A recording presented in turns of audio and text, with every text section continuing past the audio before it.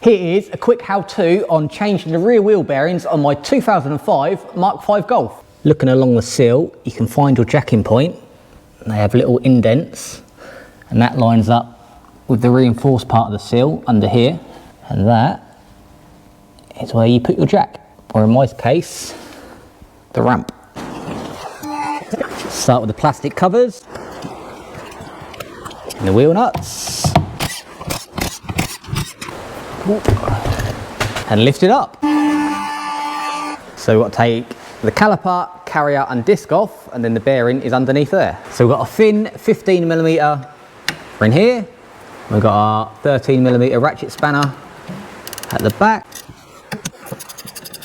and on the top, same on the bottom.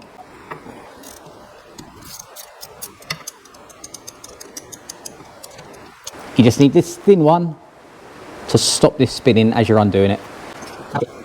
And the caliper should pop off. Just got to make sure you're a bit careful of all the brake line flexies. Get him out of the way. Take the brake pads out so they don't fall off. Next, we've got to get the disc off. So we've got a little Torx here, then hopefully I could just twist the disc out and get it off. Got a little T30 here. See if we can hook this out. Voila! So now we've got to get this cap off, which should just prise off. Give this a little tap. Voila! And that reveals this big centre bolt. So these centre ones aren't a Torx, they're a multi-spline. They've got double the amount of splines on there, as you can see.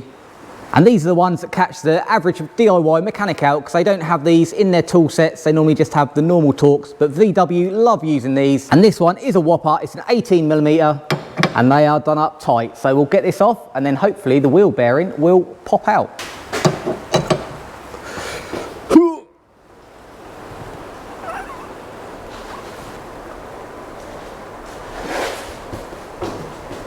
Wow. Very, very tight.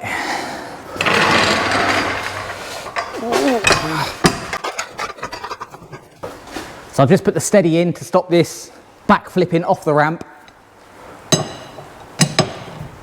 And we're going to need some extra help. A bit of advantage.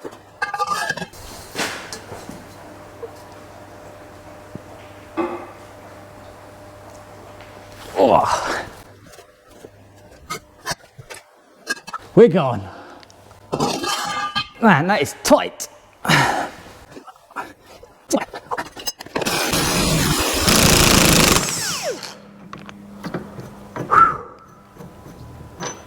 Well, I don't think that's ever been out before. And now this should just pull off. And we're left with a little stub axle. I think the reason why that's so tight is it is a through bolt. So it's just really rusty on the end where the water had got in from the back. Also got our ABS sensor here. So there must be a little pickup ring inside the wheel bearing. So let's double check our new one. So they all look the same.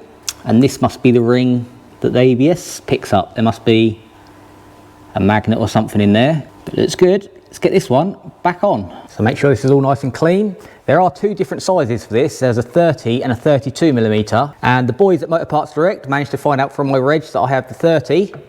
So this slide straight on, and the kit comes with a brand new bolt. So we'll give this a little bit of Loctite. We don't want this puppy falling out. And then we'll look up the torque spec. So first up, 180 Newton meters.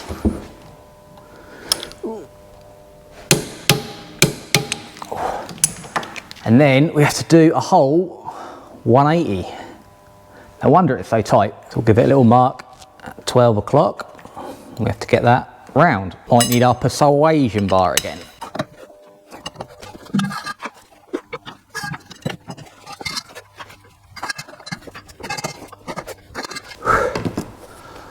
Whew. And there we have it at 6 o'clock. That is tight. Got a nice new dust cap to go on there as well. Brand new. Now we're ready for the disc.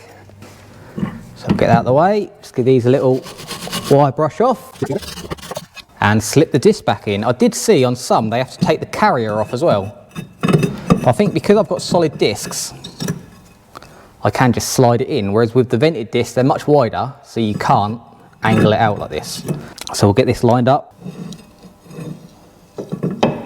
There we go. Get our disc retainer screw back in and nip that up with that T30 torque. Just do that up.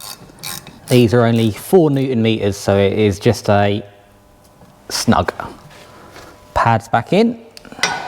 Just a little dot of copper grease on the ears because they already have the rear rattle plates, so you don't need to smother them anymore.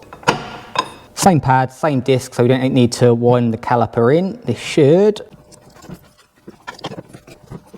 That is a little snug, so I'm just going to wind the caliper back half a turn, then that should slide on a lot easier. So they just have a little ratchet that winds back in the caliper itself. So there we go, that's all we needed. Then we'll put the 13s back in. The same as before.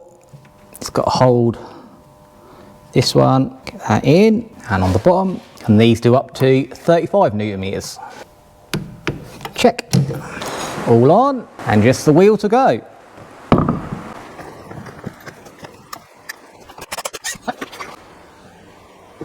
Wheel bolts, 120 Newton meters. Done. Caps back on. We're done.